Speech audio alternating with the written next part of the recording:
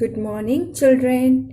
आज हम लोग पढ़ने जा रहे हैं संस्कृत की बुक मंथन। ये क्लास 5 की बुक है, मंथन बुक। आज हम लोग पढ़ेंगे संस्कृत का पहला चैप्टर जो कि है वंदना। वंदना तो आप सभी पढ़ ही लेंगे। तमेव माता च पिता तमेव तमेव बंधु सखा तमेव तमेव विद्या द्रविणं तमेव तमेव सर्वं मम देव देव। यह आप प्रार्थना करते हैं अपने ईश्वर से। हे ईश्वर, तुम ही माता हो, तुम ही पिता हो, तुम ही बंधु हो, तुम ही मित्र हो, तुम ही विद्या हो, तुम ही मेरी धन संपत्ति हो। हे देव, तुम ही मेरा सर्वस्व हो। हम अपने ईश्वर को बोलते हैं कि आप ही सब कुछ है। समझ गए बच्चों? ये कुछ शब्दार्थ है जिसमें हम लोग त्वमेव का मतलब बोलते हैं तुम ही, च का मतलब और या एंड, और इंग्लिश में भी दिया हुआ है, आप देख सकते हैं। बंधु भाई, ब्रदर, सखा मित्र, फ्रेंड, द्रविणम धन संपत्ति वेल्थ, सर्वम सब कुछ एवरीथिंग, देव ईश्वर गॉड, मम मेरे माइन। तो बच्चों आप जरूर ये वंदना पढ़ें। और मैं अब नेक्स्ट चैप्टर शुरू करने जा रही हूँ, वो है हमारा संस्कृत में वर्णमाला। पहले जिस तरह हम लोग हिंदी पढ़ते हैं तो उसमें वर्णमाला होती है अ आ ई क ख ग घ। इंग्लिश पढ़ते हैं तो उसमें होता है ABCD। तो उसी तरह संस्कृत पढ़ने से पहले हमें उसकी वर्णमाला पढ़ने पड़ेंगे, उसे समझने पड़ेंगे, तभी हम आगे पढ़ सकते हैं। तो संस्कृत भाषा में जिन अक्षरों का उपयोग होता है वे इस प्रकार है। अ ई उ री रे, इसे कहते हैं हर्ष। आ ई उ री री को दीर्घ स्वर कहते हैं। ए ओ औ को दीर्घ ही कहते हैं।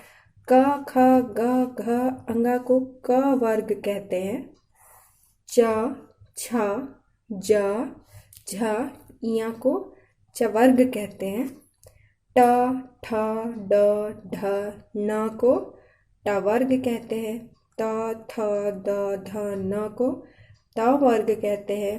प फ ब भ म को प वर्ग कहते हैं। य र ल व को अंतस्थ कहते हैं। श श स ह को ऊष्म वर्ण कहते हैं। और ये अनुस्वार जो लाइन के ऊपर बिंदु होती है, एक बिंदु, उसको अनुस्वार कहते हैं। आपको अनुस्वार दिखाती हूँ मैं। तो आप देख सकते हैं ये अनुस्वार, और ये दो बिंदु जो लास्ट में लगते हैं उसे विसर्ग कहते हैं। तो आगे हम बच्चे पढ़ेंगे व्यंजन स्वर। अब व्यंजन स्वर क्या होता है, व्यंजन क्या होता है? वर्णों का उच्चारण स्वर की सहायता के बिना नहीं हो सकता। हम जो व्यंजन पढ़ते हैं, जो शब्द उच्चारण करते हैं, जैसे क, तो उसमें बिना स्वर का हेल्प लिए, उसकी सहायता के बिना हम लोग उसे पूरा अच्छे से नहीं पढ़ सकते। स्वरों का उच्चारण स्वतंत्र रूप से होता है, जैसे अ आ ई। ठीक है।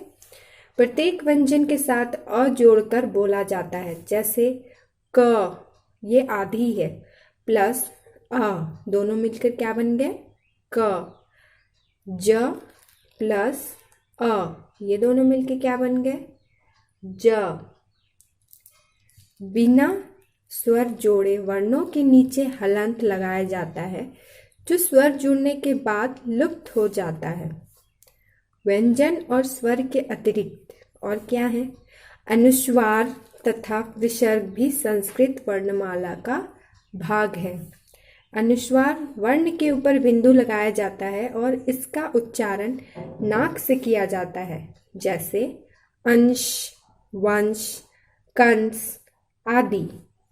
विसर्ग, विसर्ग शब्द के बाद लगाया जाता है और इसका उच्चारण ह जैसा होता है, जैसे नरः, बालकः, सिंह आदि।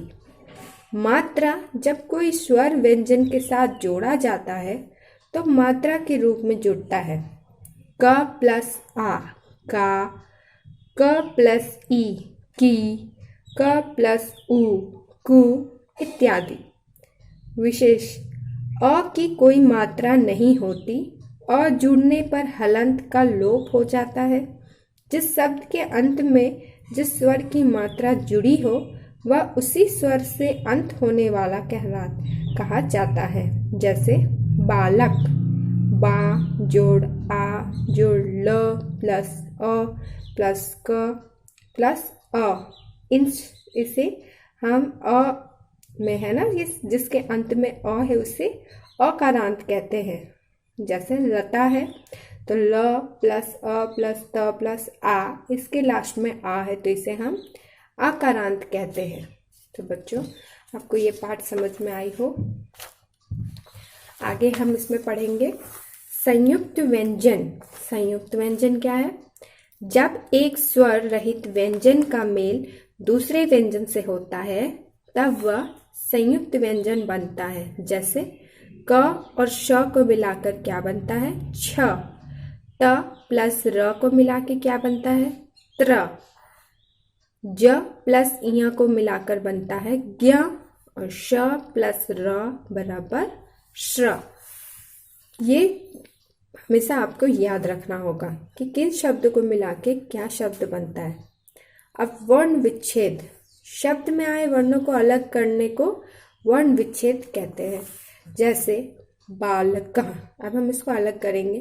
ब प्लस आ प्लस ल प्लस अ प्लस क प्लस अ। आप देख रहे होंगे इन सब में हलंत है।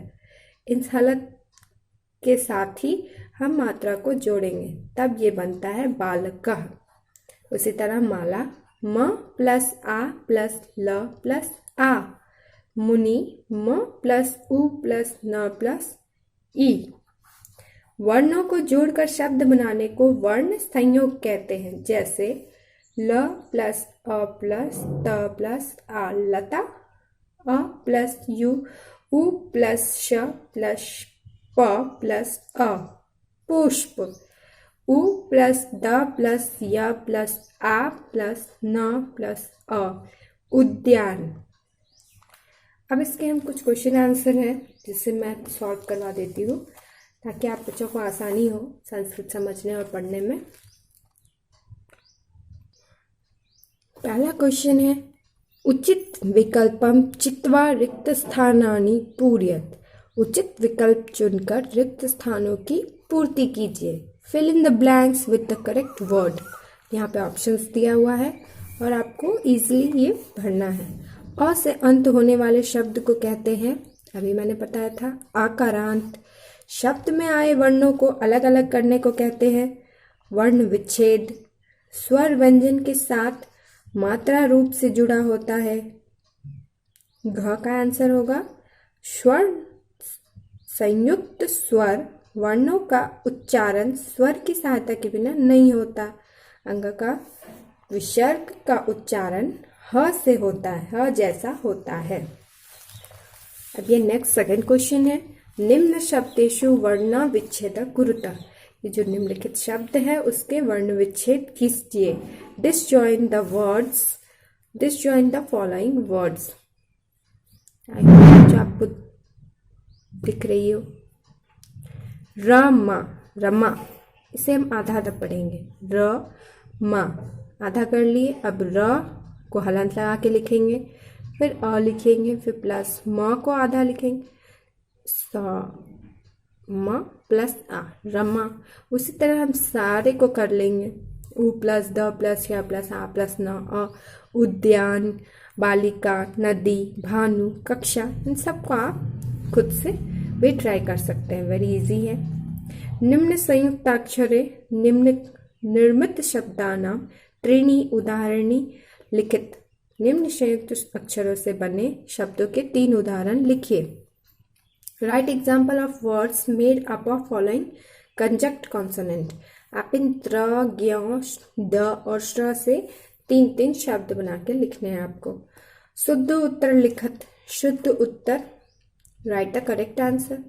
यहाँ पे शुद्ध करके लिखना है, इसमें चूज करना है। वर्णों को जोड़कर शब्द बनाने को क्या कहते हैं? वर्ण संयोग। श, श, ह को कौन से व्यंजन कहलाते हैं? ऊष्म वर्ण। किन वर्णों का उच्चारण स्वतंत्र रूप से होता है? स्वर का उच्चारण अभी मैंने बताया था। किस वर्ण की मात्रा नहीं होती है? अ की मात्रा नहीं होती है। बिना स्वर जोड़े व्यंजनों के नीचे क्या लगाया जाता है? तो हलंत लगाया जाता है।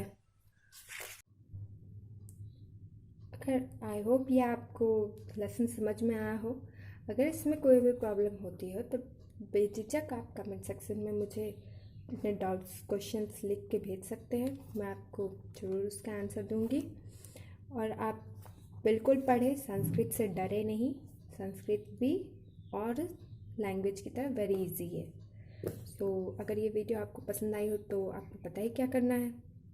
थैंक यू, मिलते हैं नेक्स्ट वीडियो में।